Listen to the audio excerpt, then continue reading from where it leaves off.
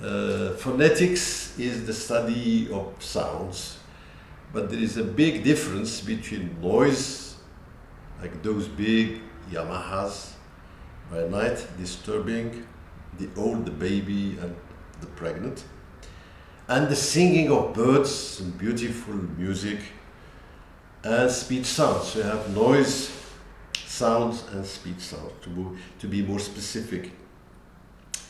And to talk about speech sounds, you have to talk about the speech organs. I still remember when I was at the university, a student who was asked to draw the speech organs. She came up with a sort of alligator. And I said, thank God our faces are not in your hand. Jotia's Serqadrutse would be filled with alligators. Of course, there are some smiling faces, sorry, and some beautiful faces. But speech organs, let me try. Maybe I could make less alligator than her. Let me try. So,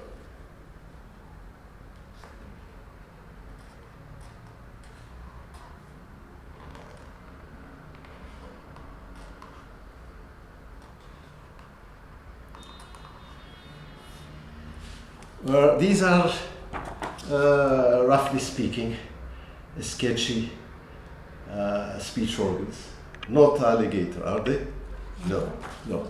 So, the speech organs, more schematically, they can be represented as follows. See the picture.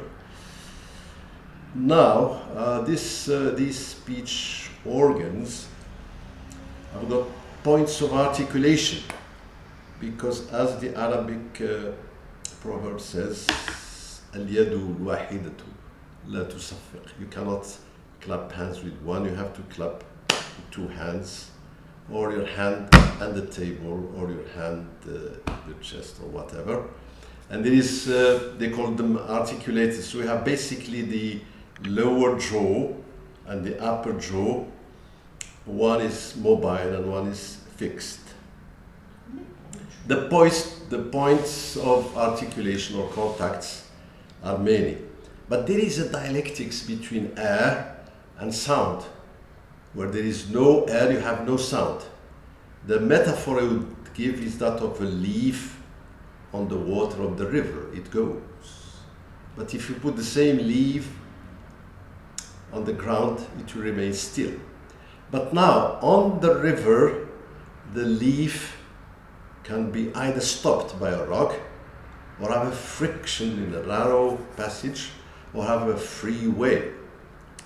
The articulations, according to the IPA, there are at least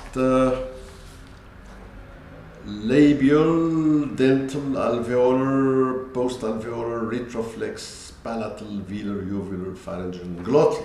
These are the places of articulation. But then you talk about the manner of articulation. The sounds are not the same in their manners. You should have good manners.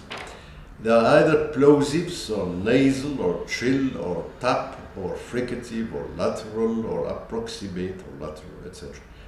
And all these are pulmonic consonants. That is, you push the air out of your lungs. By the way, I forgot to tell you that we have air chambers. No air, no sound. So we have the lungs, the glottis, the oral cavity, and the nasal cavity. So the air passes through all of these, and it comes. The vocal cords are in the glottis. They stop the air. They give you the hamza in Arabic. And then all these need aggressive airstream. You push the air out of your lungs. But there are some non-pulmonic consonants, and sometimes even ingressive airstream. I suppose in some African languages like Igbo or Hausa, they swallow air in order to speak, which is a little bit, I shouldn't say strange, not to hurt the people of these languages. So these are stops. They stop the air, or they cause some friction, just like the conflicts between some people. But there are also openings. When you're happy, you find everything, all the doors are open. They call them vowels. And the vowels are either front like the E or back like U. They can be rounded or unrounded. So you say E, your lips are spread. You say U, they're rounded. So these are the vowels. After the first the articulations people differ. I read for you all these articulations.